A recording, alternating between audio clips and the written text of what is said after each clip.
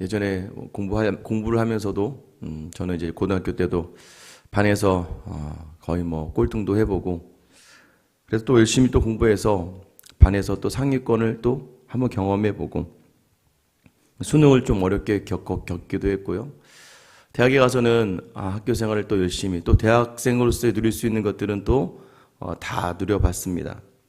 말씀드린 것처럼 운동도 해봤고, 연극도 해봤고, 혼자 배낭여행도 가봤고, 또 취업의 고통을 좀 겪었습니다. 직장에 취업하기 위해서 원서도 많이 써봤고, 또 한 1년여 정도는 토익 공부를 좀 해봤고, 그 중간에 잠시 쉬는 동안에는 컴퓨터를 또 배워서 뭐 사업이라는 걸 또 해보기도 했습니다. 그리고 나중엔 다시 복학해서 또 다시 직장을 취업하고, 다른 목사님들, 뭐 많은 목사님들이 계시겠지만 조금 더 다양하게 세상을 경험했다는 것, 그래서 사업하시는 분들 마음도 조금 알 것 같고, 직장 생활하는 성도들의 마음도 알 것 같고, 또 요즘엔 제가 여러분 잘 아시겠지만 살림과 또 육아에 또 전념하고 있기 때문에 육아도 하고 살림도 하고, 그죠? 살림은 티가 하나도 나지 않습니다. 아무리 해도 티가 나지 않고, 그냥 누가 차려주는 밥이 제일 맛있고, 더 좋은 건 누가 사주는 밥이 더 맛있고, 하다 보면 이렇게 경험되어지는 것들이 이해가 되고, 성도들의 마음을 헤아리는 데 있어서는 제가 온 길이 100% 맞는 길은 아닙니다. 목사가 다 알 필요는 없죠. 그저 하나님과 신실한 관계 속에서 말씀으로 권면하는 게 가장 우선된 일이니까. 그래도 이왕이면 제가 조금이라도 잘할 수 있는 게 이해할 수 있다는 거. 그 상황을 알죠. 사업하는 분들 돈이 들어와야 되고, 돈이 들어오지 않는데 돈을 계속 써야 되고, 이 중간에서 어려워하고, 직장 다니시는 분들 퇴근을 요즘 뭐 그나마 나아졌다고 하지만 직장에서의 여러 가지 관계적인 부분들, 또 가정을 생각하면서 버텨내는 부분들, 또 살림을 하는 것도 마찬가지고요. 여러분, 가장 큰 위로는 무엇일까요? 가장 큰 위로는 공감입니다. 공감할 수 있는 그 가장 큰 힘은 경험이에요. 여러분에게 주어지는 모든 삶의 자리들이요, 그저 주어지는 자리라고 생각하시면 안 됩니다. 제가 여러분들 말씀드리지만 고통의 시간, 아픔의 시간, 외로움의 시간, 이 모든 시간들 하나님 반드시 사용하세요. 여러분을 치유시키시고, 여러분이 경험했던 그 일을 가지고 반드시 하나님이 세워야 될 누군가를 향하여 하나님이 여러분을 손을 내미는 사람으로 세워주셔서, 여러분 가장 큰 위로가 무엇입니까? 나와 똑같은 아픔과 똑같은 상황을 겪는 사람이, 또는 겪었던 사람이 여러분에게 다가와서 내가 네 마음 알지. 저에게 요즘 가장 큰 위로가 되는 분들은 어떤 분들이냐면, 개척을 하시고 이제 여러 힘든 일들을 경험하시고 지금 어느 정도 이제 교회가 성장을 하고, 그래서 저에게 조언을 해주시면 참 감사해요. 왜냐면 아니까, 김 목사 내가 네 마음 알지, 이 상황을 내가 알아. 그리고 또 그분들이 정말 칭찬해 주시는 게 다른 분들과는 다르죠. 아니까, 너 정말 잘하고 있어. 여러분도 마찬가지입니다. 우리에게 이 공감이라고 하는 게 얼마나 큰 위로가 되는지 몰라요. 근데 오늘 본문에서는 우리를 동정하신다, 우리를 아신다라고 이야기해요. 여러분, 이 세상의 모든 사람들보다도 여러분의 상황과 형편과 어려움과 아픔을 아시는 우리 주님, 그 주님을 오늘 마음에 담고 가는 여러분 되시길 예수님의 이름으로 축원합니다. 오늘 14절에 어떻게 시작합니까? 왜 그러므로예요? 어제 말씀을 붙들고 안식에 들어가는 자리를 위해서 힘써라 라고 얘기해요. 안식으로 들어가야 되는 거예요. 여러분의 모든 삶에 평안과 안식이 있느냐 없느냐는 딱 하나예요. 예수로 채워지느냐, 내 힘으로 살아가느냐의 그 차이에 달려 있습니다. 여기서 안식에 들어가기로 힘써라. 그러므로 우리에게 큰 대제사장이 계시니 승천하신 이곧 하나님의 아들 예수시라. 우리가 믿는 도리를 굳게 잡을지어다. 여러분, 여기서 예수님 어떻게 소개하냐면 큰 대제사장이라고 소개해요. 그냥 대제사장도 제사장 중에서 가장 큰 사람인데, 여기에다 또 히브리 기자는 큰이라는, 그래서 완벽하고 높으신 대제사장이다라고 이야기합니다. 왜요? 하나님의 아들이 그 자리를 감당해 주시고 있기 때문이다라고 이야기하는 거예요. 그래서 우리가 믿는 모든 고백들을 굳게 잡으라는 거예요. 왜 그렇습니까? 15절 우리에게 있는 대제사장은 우리의 연약함을 동정하지 못하실 리가 아니요 모든 일에 우리와 똑같이 시험을 받으신 이로되 죄는 없으시니라. 여러분, 우리가 동일한 모든 고난을 다 받으셨다고 이야기하고 있어요. 하나님이 정말 사랑이 있고 다른 신과 다른 건 딱 우리와 구별된 자리에서 우리가 상관없는 삶을 살아가신 분이 아니라 우리를 위하여 자기 몸을 이 자리에 내어주시고 우리가 받을 모든 고난과 배신과 치욕과 모욕과 조롱의 모든 자리들, 그리고 이제 우리가 믿음으로 말미암아 우리의 모든 자리를 아시는 주님께서 우리가 이제 누려야 될 모든 영화와 영광의 자리를 이미 앞에 서서 가신 분이 예수님이다. 아신다는 거예요. 똑같은 시험을 받으셨다고 이야기합니다. 그저 두신 게 아니라 우리의 연약함 가운데 있었던 것처럼 예수님도 그 연약함 속에 있었다는 것을 이야기하는 거예요. 16절 말씀을 같이 한번 읽어볼게요. 16절 시작. 그러므로 우리는 긍휼하심을 받고 때를 따라 돕는 은혜를 얻기 위하여 은혜의 보좌 앞에 담대히 나아갈 것이니라.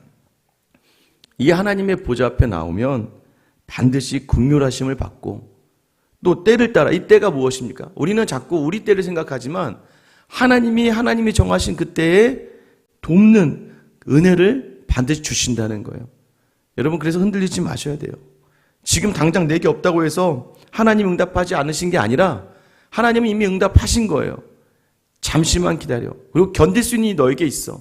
우리를 신뢰해 주시고 우리가 그 자리를 이겨내시기를 바라시고 또 반드시 때가 되어 우리에게 주실 것들이 우리에게 너무나도 큰 복이 되고 더 나아가서 예수님이 하신 일을 우리로 하여금 이 땅에서 감당하게 하시기 위하여 반드시 우리에게 긍휼과 은혜를 주시는 분이다라고 이야기하는 거예요.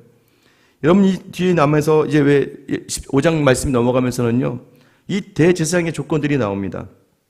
1절에 보면 대제사장마다 사람 가운데서 택한 자이므로 하나님께 속한 일에 사람을 위하여 예물과 속죄하는 제사를 드리게 하나니.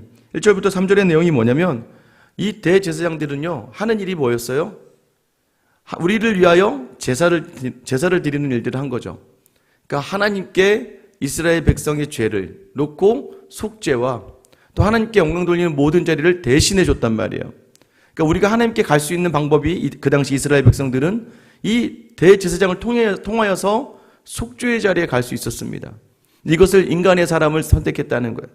그래서 예수 그리스도가 인간의 몸으로 입고 오신 이유 중에 하나가 바로 이 대제사장은 인간의 사람이 감당했던 자리였기 때문에 하나님께서 동일한 방법으로 자기 아들을 인간의 몸을 입고 이 대제사장으로 오게 하셨던 거예요. 그런데 이 대제사장들은 사람이었기 때문에 우리와 같이 연약했다는 것을 말씀하고 있습니다. 4절에 이 종기는 아무도 스스로 취하지 못하고 오직 아론과 같이 하나님의 부르심을 받은 자라야 할 것이니라. 자, 이 대제사장은요 하나님께서 딱 소명을 주신 사람만 가능했다는 거예요. 근데 그 소명을 지금 하나님이 자기 아들에게 주셨다는 거죠. 이 소명을 받은 예수님이 탁월하심이 5절부터 나옵니다. 5절 6절에 또한 이와 같이 그리스도께서 대제사장도 되심도 스스로 영광을 취하심도 아니요 오직 말씀하신 이가 그에게 이르시되 너는 내 아들이니 내가 오늘 너를 낳았다 하셨고. 그럼 지금 예수님이 다른 대제사장들과 다른 건 지금 아들이었기 때문에, 아까 우리가 얘기했죠. 하나님의 아들이기 때문에 아들에게 그냥 대제사장의 자리가 아니라 너는 내 아들이라. 예수님이 하나님의 아들로서 대제사장의 자리를 감당하고 있는 것. 여러분, 그래서 성경을 딱 간단하게 설명하는 거예요. 영원한 대속물, 영원한 대제사장. 이게 왜 중요합니까? 원래는요 죄를 한 번 질 때마다 제사를 지내야 돼요. 여러분, 제가 이걸 쉽게 생각하지 말라고 말씀드렸어요. 예수님이 오시지 않았더라면, 여러분이 오늘 거짓말을 하면 여러분 집에서 키우던 지금 요즘 소나 양은 안 키우겠죠. 자꾸 그런 한번 대입해 보세요. 여러분 집에서 키우는 개와 고양이를 나의 죄 때문에 각을 떠서 바쳐야 된다고요. 내 죄 때문에. 내가 무슨 죄가 있는 게 생각이 나면 내가 키우던 것들을 내 손으로 죽여서 제사장에 가져다 내야 그 죄가 해결돼요.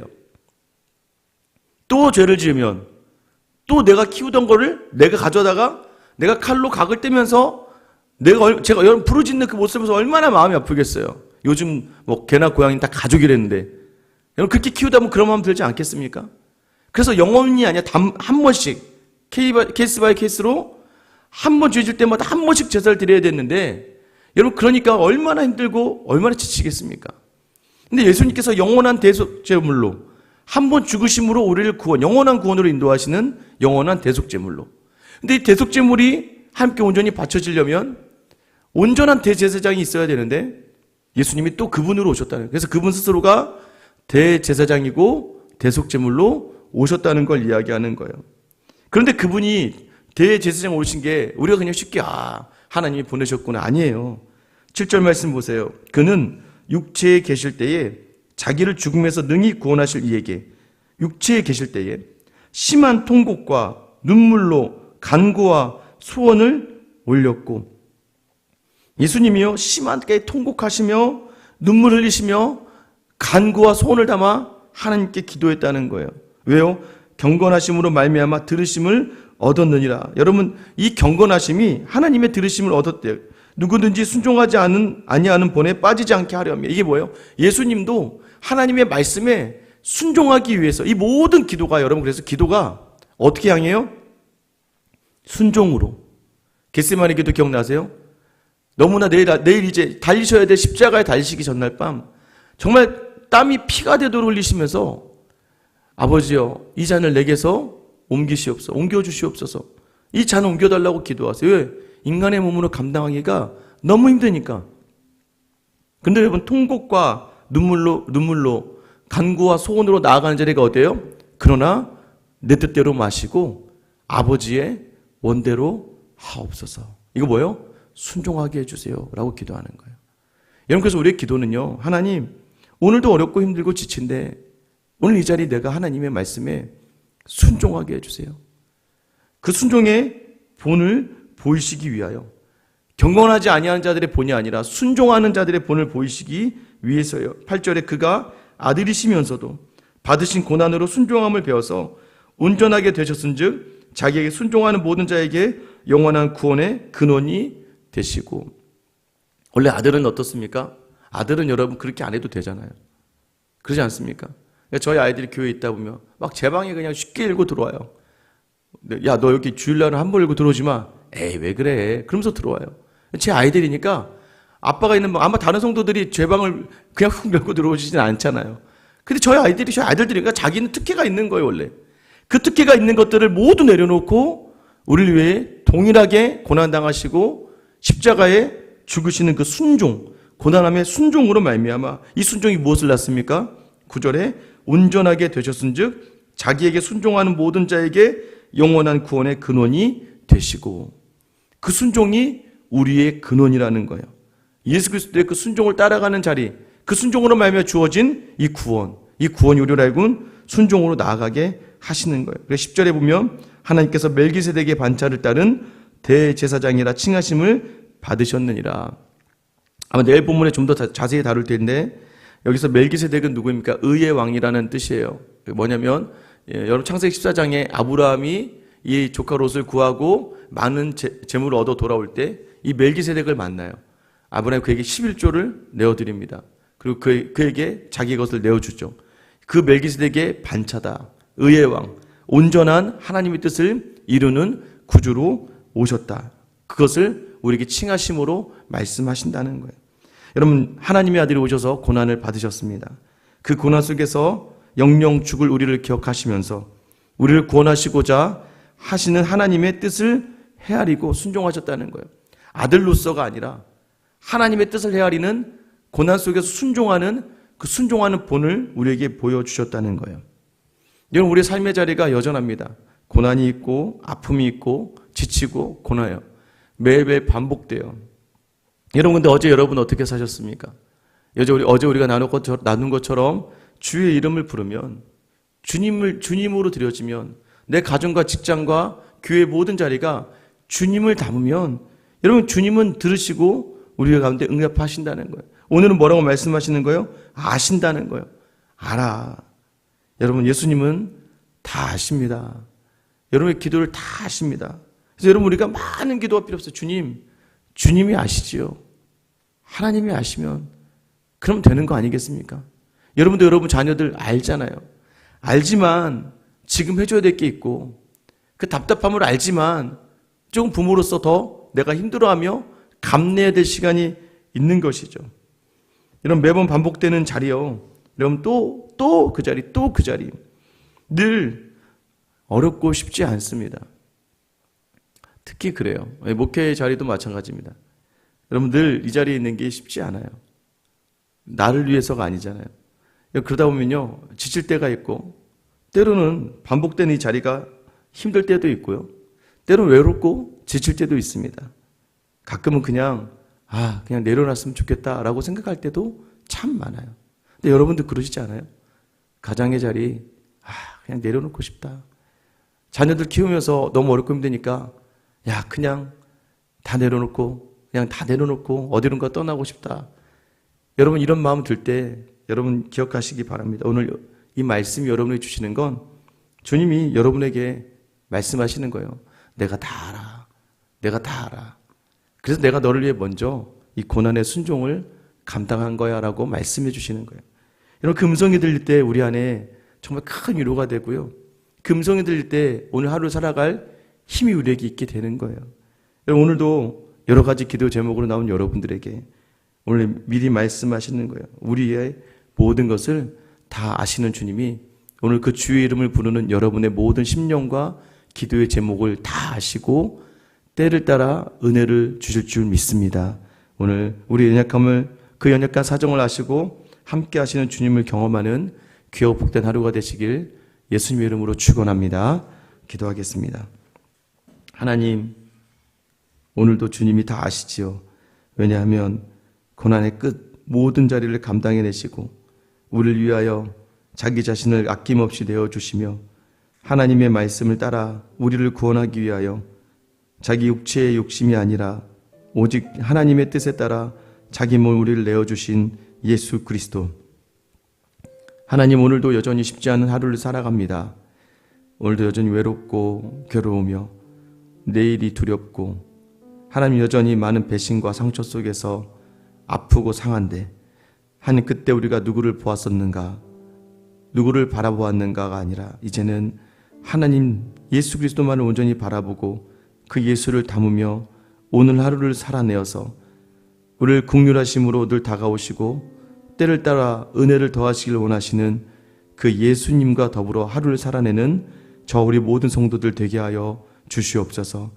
하나님, 오늘도 지쳐서 주님께 묻습니다. 주님 아시지요. 주님은 반드시 우리에게 위로와 힘을 주실 것입니다. 오늘 이 마음 담아서 나아가는 저와 우리 모든 성도를 되게 하여 주시옵소서. 끝까지 순종의 본을 보이신 우리의 주님 예수 그리스도의 이름 받들어 기도드립니다. 아멘. 기도하실 때